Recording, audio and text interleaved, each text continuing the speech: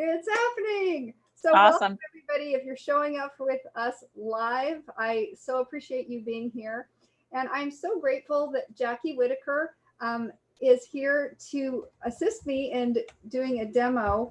Today, we're going to be talking about how to deal with trust issues in family members, with family members, and how to not engage in that drama triangle that I've been talking so much about.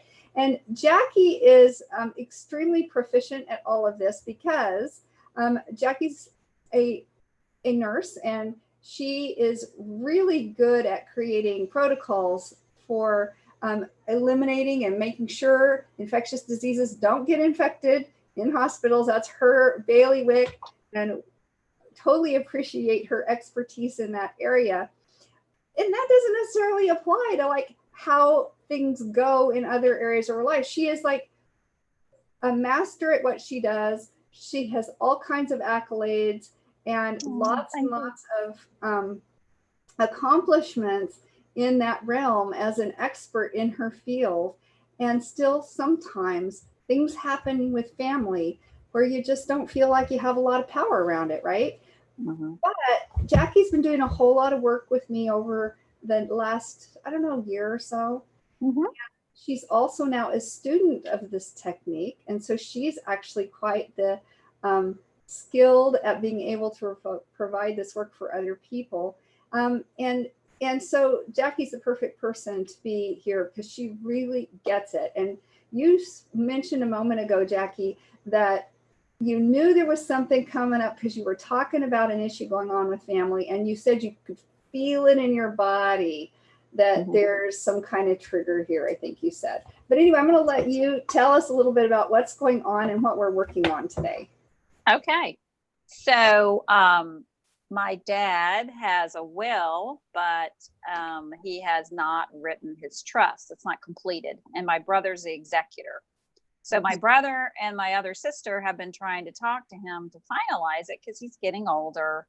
And, you know, couldn't make any headway. So they engaged me. Well, that's like our old pattern when we're growing up. It's like, let's ask Jackie to do it or intervene or be the rescuer. And, you know, and it's a triangulation. And what ends up happening is then there's this debacle. And then I didn't get blamed this time, but it still caused a lot of upset because my boyfriend felt, you know, he loves me and wants to make sure that things are all handled accordingly.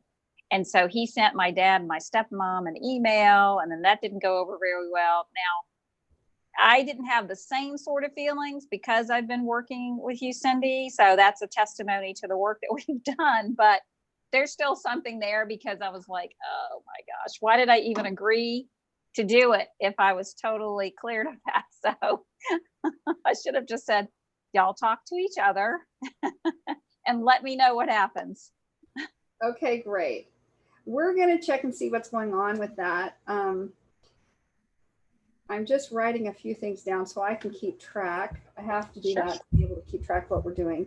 And so what we're going to do now, just for everybody watching, Jackie knows this very well, but when Jackie's telling the story, I'm listening, I'm writing a few things down because I'm trying to figure out, like, get to the bottom of it. Like, what is the general thing going on here that could be causing her stress? So it's not necessarily just about the trust and about the issues about who's doing what and all of that stuff, but rather it's something more general, because when we can access and clear out a general trigger of stress responses, then it's going to have a positive impact in your relationships with your family, but also in other things going on in your life with coworkers or whatever might show up in the future. We might as well get something that gives you a sense of power to not getting sucked into that drama triangle, regardless of what's going on in your life and who you're working with and who's trying to create you into a position in that drama triangle. So what I have to do in order to be able to do that, I have to get your energy. So you said you felt the stress response in your body, but I have to be able to detect it too, because the technique we're going to use is called rapid reprogramming of emotional stress technique, or REST. And what REST does is it uses Jackie's stress response to be able to figure out how did these stress patterns get created, and it helps us eliminate them. So not only do we want to know what's triggering Jackie's stress response, but we want to be able to clear it out. We have to be able to detect her stress response to be able to do that. So that's what we're going to do. So we're going to be doing the rest technique, and we're going to do that because I'm going to be able to read Jackie's energy over the internet. So what I'm doing is I'm going to set myself up, my body, as like an antenna to pick up on Jackie's energy. Okay. And so when she has a stress response, it changes her whole physiology, and there's an energy signature that is represented by that change in her physiology.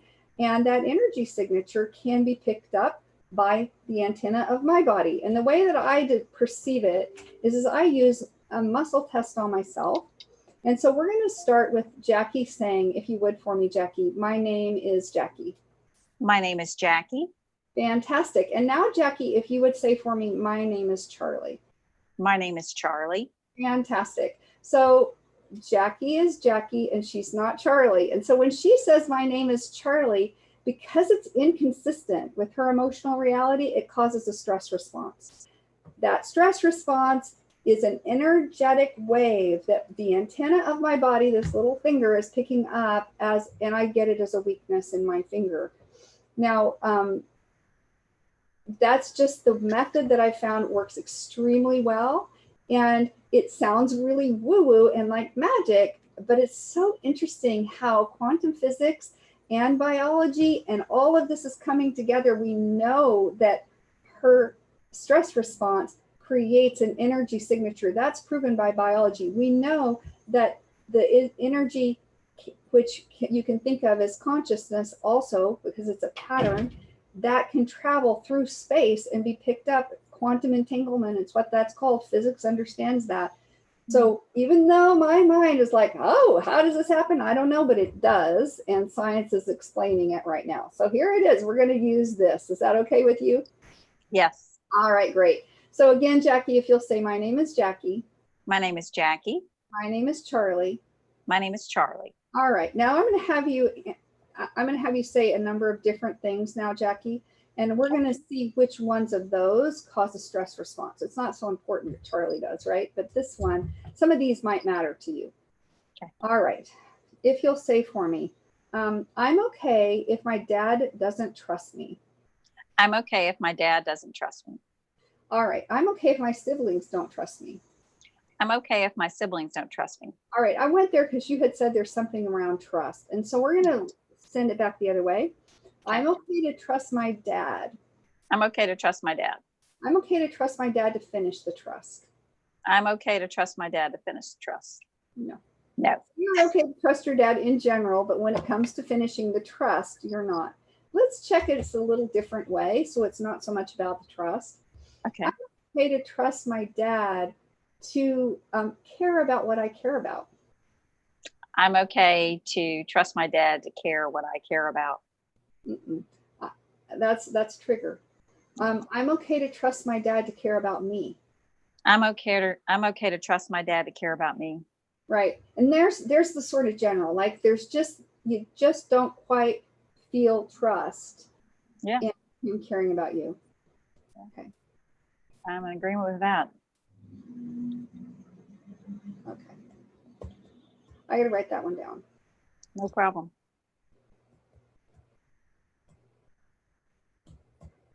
And we're a little running behind on my schedule. So what we're going to do is we're going to check maybe one other piece just to kind of see if it's there. I'm okay to be forced to engage in the drama triangle.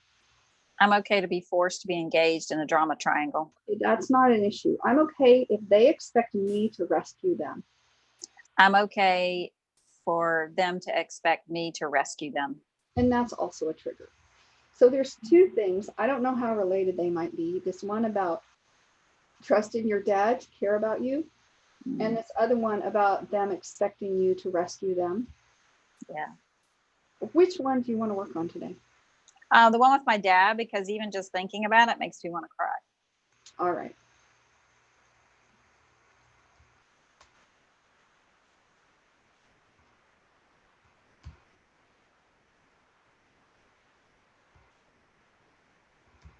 All right.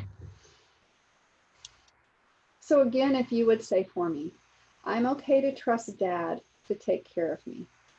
I'm okay to trust Dad to take care of me. All right. And if you'll say some emotion, I'm going to say some emotions. You can just listen for me, okay? Okay.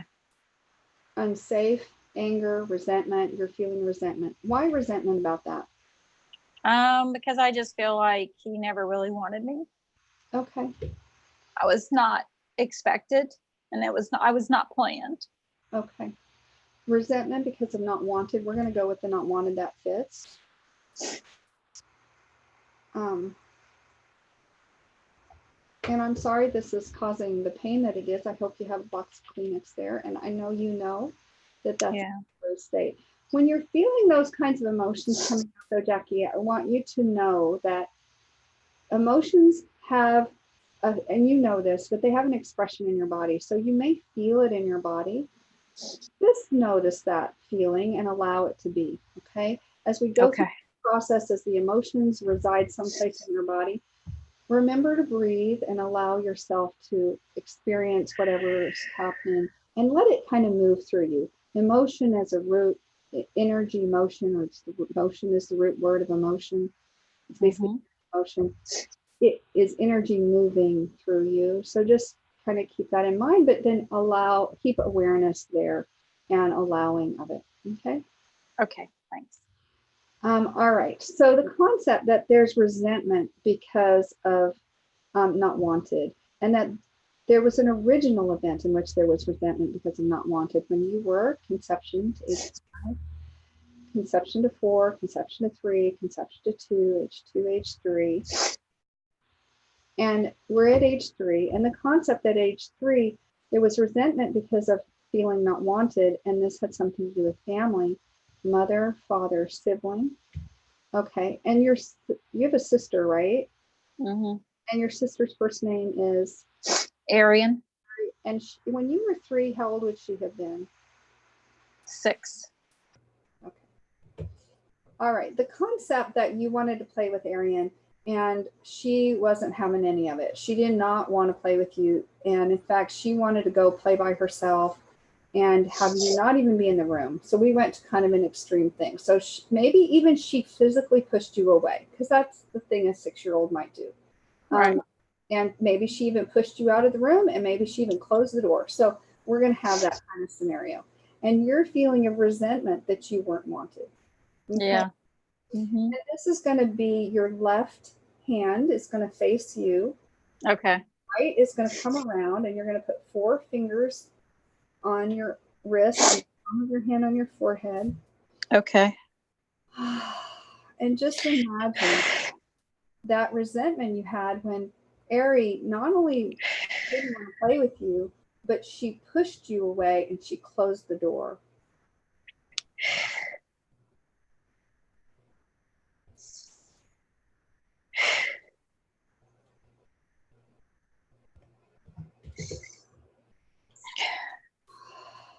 Just take a breath into that and go ahead and let go.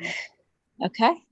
All right, the concept of resentment, the concept of other emotions, alone, lonely, deserted, you're feeling deserted.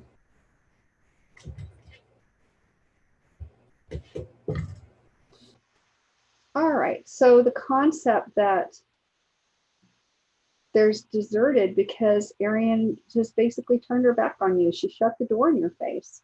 And it's the same position, left wrist, palm of your hand on your forehead. It's a little different feeling. It's a feeling of deserted. And while you're sitting with that, I would just want to say, isn't it interesting how we use those metaphors, closing the door in my face, turning their back on me, for people's responses that are their stress responses. So Arian was probably in a stress response at that time, and it may not have had anything to do with you, and probably didn't. But she closed the door in your face and she turned her back on you as a way of escaping whatever was going on for her, most likely. I mean, we don't really know what was going on for her, but that's usually what it is. Okay, so the concept of deserted, the concept of other emotions, unworthy, low self-esteem, not good enough, faulty, shame, hurt feelings, bullied. You're feeling bullied by the door being slammed in your face. And maybe it actually hurt that she shut the door on you. Yeah. Maybe it hit you. Yeah. And so you're feeling physically bullied by that. And like you couldn't go in there and play like you wanted to. So it's feeling really bullied by her actions. It's the left hand again, palm of your hand on your forehead. And she was being pretty rough and not wanting you to be with her. And so you feel bullied because it hurts when somebody pushes you away, not just emotionally, but can hurt physically when they're bigger than you, 6 and you're 3. And, you know, 6-year-old doesn't really understand or know. She probably didn't know she was going to hurt you or understand her force and her power. And I doubt if that was her intention. Her intention was to escape whatever was going on for her. And you just happened to be there. So the concept of bullied, the concept of other emotions, unloved, unrequited love, insecurity, feeling sorry for yourself, self-pity, abandoned, grief, your feeling of grief. Grief at the pain, physical pain, grief at not being able to have fun, grief at not being able to play with Arian. Yeah, so your grief is really that separation between the two of you. And this is going to switch over to your right. Left hand's going to come around, palm of your hand on your forehead. Feeling of grief.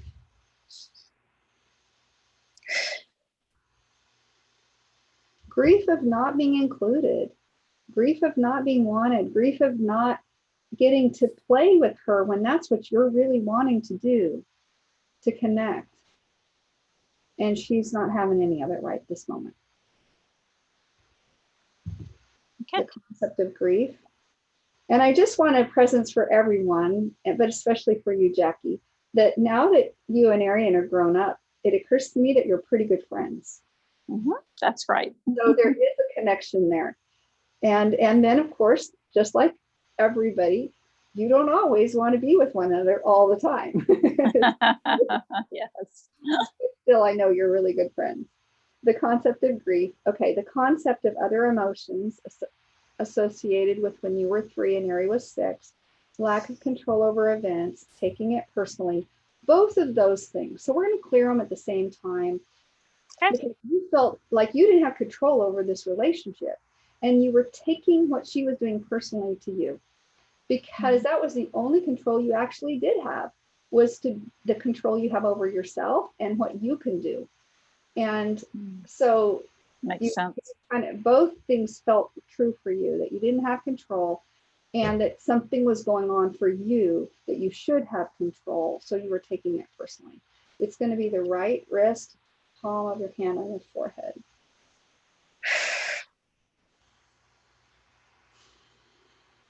And just breathe into that. Lack of control and taking it personally.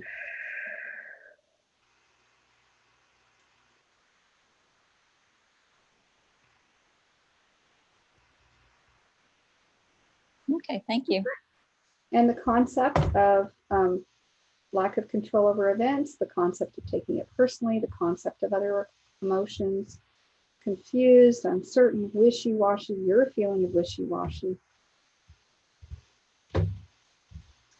Wishy-washy about I don't think I want to be part of the family. yeah, there you go, good. Wishy-washy about whether you want to be part of this family that's mean. Wishy-washy about if you want to play with Arian or not. She's mean. Right. So okay, wishy-washy about that right hand. Okay. Forehead.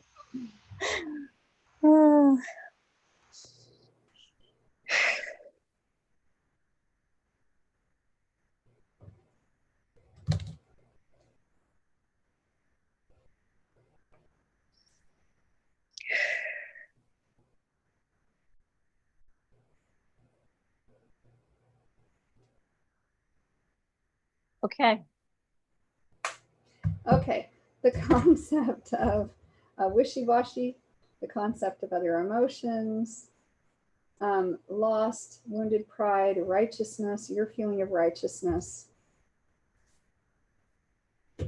Righteousness about your desire to play. Like, this is a good day. The sun's out. Let's go play. So righteousness about that and the joy that you have in life, even though Aaron's not feeling it, you're feeling righteous about that. Does that make sense to you? Yeah. All right. It's going to be the right hand again, palm of your hand on your forehead.